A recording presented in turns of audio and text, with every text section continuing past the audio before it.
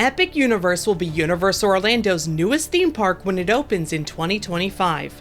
With construction moving so quickly, many of the structures within each of the park's 4 lands and central hub have started to be enclosed. As work moves to the interiors of these structures, new permits have been posted in recent weeks, including many that detail what every building will be within the park's new Wizarding World. Let's check in on recent progress around the site and see what we can learn from these documents in today's news update.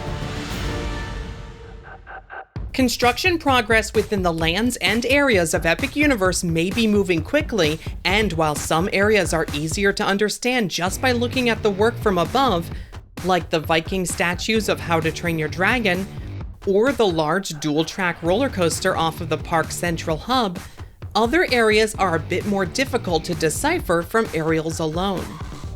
The area of the park in the top right section is where we believe they are building a new Wizarding World land for Epic Universe. This third Wizarding land has been rumored to feature locations from the new Fantastic Beasts film series, as well as a massive indoor ride based on the original Harry Potter series. Thanks to permitted documents we covered in our last update, we have been able to verify that the land's main attraction will be set within the British Ministry of Magic. The documents show how we will enter the ministry through fireplaces using the Floo network, and then make our way through the impressively large atrium with life-size recreations of the statues seen in the films. You can see our prior update for more details on these plans. Now, thanks to more permitted documents, we are getting a better idea of what the areas of the land outside will be, which we have long thought to be based on Wizarding Paris. Published publicly with Orange County, these permit applications describe each of the retail and dining establishments within the land itself, as well as the area's second attraction, a stage show. Similar to Nocturne Alley within Diagon Alley, this new Wizarding World land will also feature a side alley of its own, this time open air. Unlike Diagon Alley, the streets of Wizarding Paris are expected to be much wider than the prior Wizarding World lands. This will go along with the much taller buildings along the city streets. Rising more than 2 stories taller than Diagon Alley, it appears that Universal is building a fairly realistic rendition of these Parisian streets, which should create an immersive experience once inside.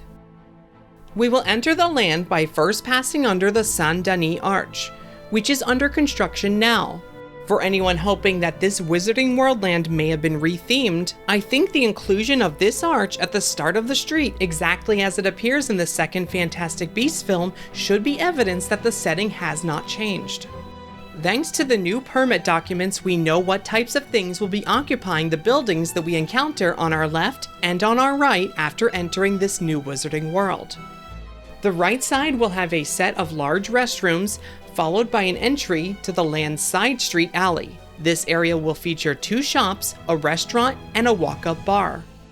The left side of the main street will feature a large restaurant, as well as a shop on the top right corner.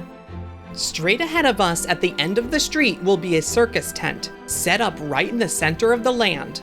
This is expected to be based on the Circus Arcanus, as seen in the second Fantastic Beasts film.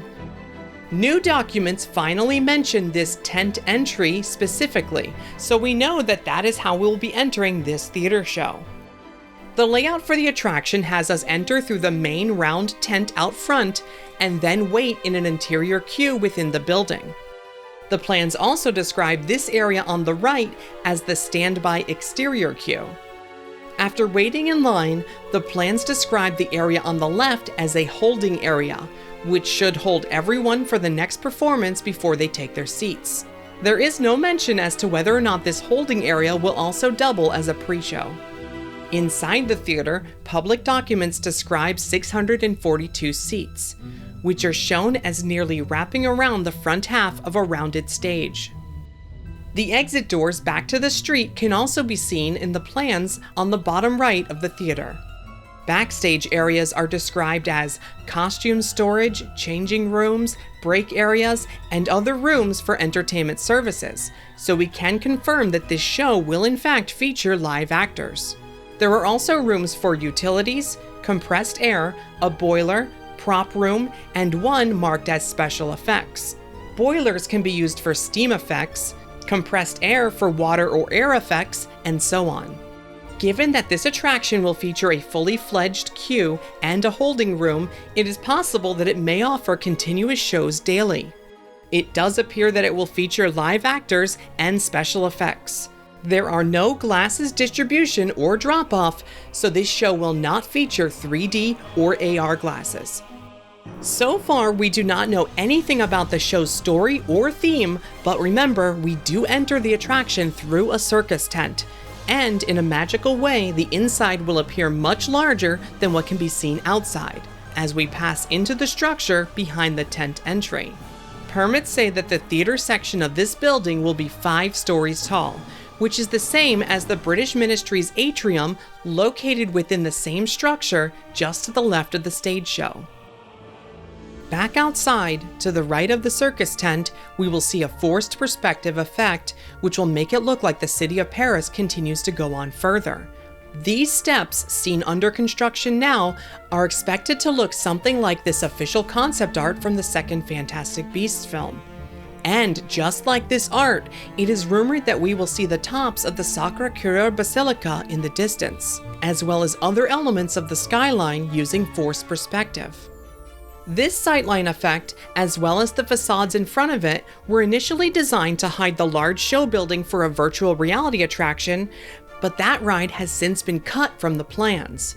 Instead, we are only getting the street-side facades to block what is now a future expansion site for this Wizarding World. One element of the canceled attraction has remained, however, its exit gift shop. This gift shop on the right side of the land will be one of 5 separate shops according to permits. Another forced perspective effect has been expected on the opposite side of the land as well. This dead end on the left side of the land is where the entry and exit for the main attraction will be placed. This British Ministry of Magic ride is also expected to have an exit gift shop, which faces the street. Across the street from this area will be another set of restrooms. Zooming out, we can see how the Wizarding World land for Epic Universe was originally separated by 3 attractions at the back of the land: British Ministry in red, Circus Theater in orange, and canceled VR ride in green. Most of the shops and all of the dining locations are placed in the front half of the land, shown in blue.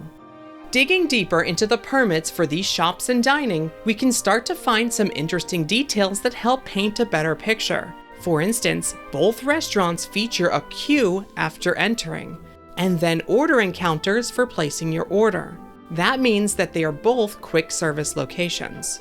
Older permits have indicated that the restaurant on the left side of the land will have 227 seats, while the one on the right will have 281 seats. Newer documents show that the restaurant on the right will also be connected to a walk-up bar. This may be similar to the Hogshead Pub, which is connected to 3 Broomsticks in Hogsmeade. It also appears that the restaurant on the right side of the land will feature a team member grill on its backside. This is a team member only dining location, which can only be accessed from backstage. Permitted plans for the guest-facing restaurant on the right side describe vaulted ceilings over the ordering area and over some of the dining rooms. Outside of this restaurant, plans describe an open-air Parisian arcade, with access to 2 retail locations, this restaurant, and a fountain at the end of the side street just outside of the walk-up bar. Zooming into the documents, this is what appears to be a Parisian-style Art Nouveau entryway above the door to one of the retail locations. This shop is described as having a small prep kitchen off of the main retail floor, which may indicate that it is a sweet shop, of which there is one in the set design for Fantastic Beasts Paris. The documents do not say what the 5 retail locations within this land will be themed as, but some have guessed that one of them may be the French equivalent of Ollivanders named Cosma à Quai-Jour, which sells wands in colorful triangle boxes. Perhaps one of the corner stores at the center of the land could be reserved for this shop. While the land seems to only feature 5 retail locations, plans also describe large window displays within the facades of every structure. Many of these will be used to make it appear as though there are more wizarding businesses along these streets, but some are also expected to contain interactive wand displays. Some of the window displays describe special effects, lighting effects, and more, which may be related to interactive wands. Early rumors for this land said that there would be magical creatures within many of the windows, along some of the rooftops, and even sticking out of buildings. If true, it's possible that these could be part of interactive wand displays as well. Outside of the land's entry portal, there is one more retail location that may be related to this area. Similar to the Nintendo store located just outside of Super Nintendo World, we believe this retail location may be a general Wizarding World store featuring all sorts of Harry Potter merchandise, including items that thematically may not fit within the narrative of the land. Newer permits for this structure also indicate that it shares space with one of the park's first aid stations, which will be located behind the retail section of the building. That's going to wrap it up for this update, but a huge thank you to BioReconstruct for the amazing aerial photographs. You can follow him on Twitter for more incredible theme park photos. See our last video for a closer look around the British Ministry of Magic ride, as well as a general update on the whole park. Be sure to subscribe to the channel to never miss an update, and for even more information, including deep dives into new permits before we talk about them on the channel, consider joining our Patreon to support what we do. Patreon.com/themeparkstop. Thanks for watching. See you next time.